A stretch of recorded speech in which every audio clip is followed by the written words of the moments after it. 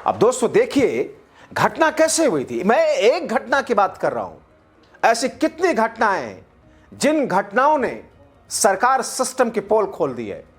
घटना के दिन वो आलम, मैं इसलिए नहीं कह रहा हूं क्योंकि वो मुस्लिम था, अगर उसकी जगह कोई दूसरा शख्स क्यों ना होता, और मुस्लिम इसलिए उसमें ये ज्यादा पार्टी बन रहा है क्योंकि अल्पसंख्यकों के खिलाफ ही तो उत्तर प्रदेश में सारी की सारी स्थितियां चल रही हैं।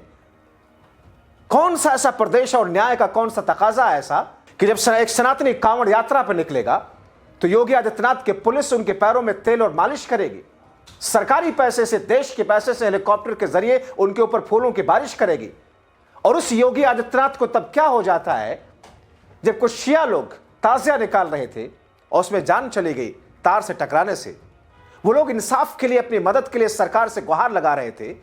ये योगी आदित्यनाथ कहता है कि ये तो लातों के भूत थे, बातों से नहीं मानते, भगाओ इनको वहां से उठा करके। जिस समाज के अंदर इंसाफ नहीं होगा उस समाज से आतंकवाद कभी खत्म नहीं हो सकता। मगर इन चपड़गंजियों ने आतंकवाद का मतलब तो सिर्फ बम फोड़ने से बना दिया है। आतंकवाद क्या है, अंतर्राष्ट्रीय स्तर पर इसको लेकर के बहुत विवाद है। कोई एक सटीक इसकी तारीफ या इसका एक्सप्लेनेशन नहीं है, इसकी व्याख्या नहीं है। मगर धर्म विशेष के खिलाफ, किसी समुदाय के खिलाफ, अल्पसंख्यक के खिलाफ, दलित के खिलाफ अगर कोई इंटेलेक्चुअल चीटर भी कोई ऐसी तकनीक अपनाए जिसमें पक्षपात हो तो वो भी एक आतंकवाद है। दोस्तों, उस आलम की गलती ये थी कि उसने ठेले पर बिस्कुट बेचने के लिए निकला था, उसको फायरिंग में गोली लगी।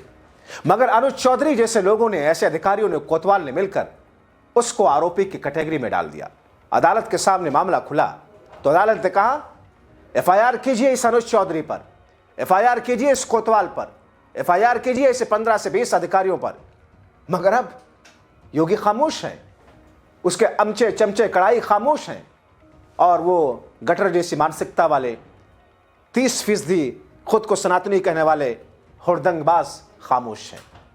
मगर आप खामोश मत रहिए, संवैधानिक शब्दों में अपनी राय लिखें।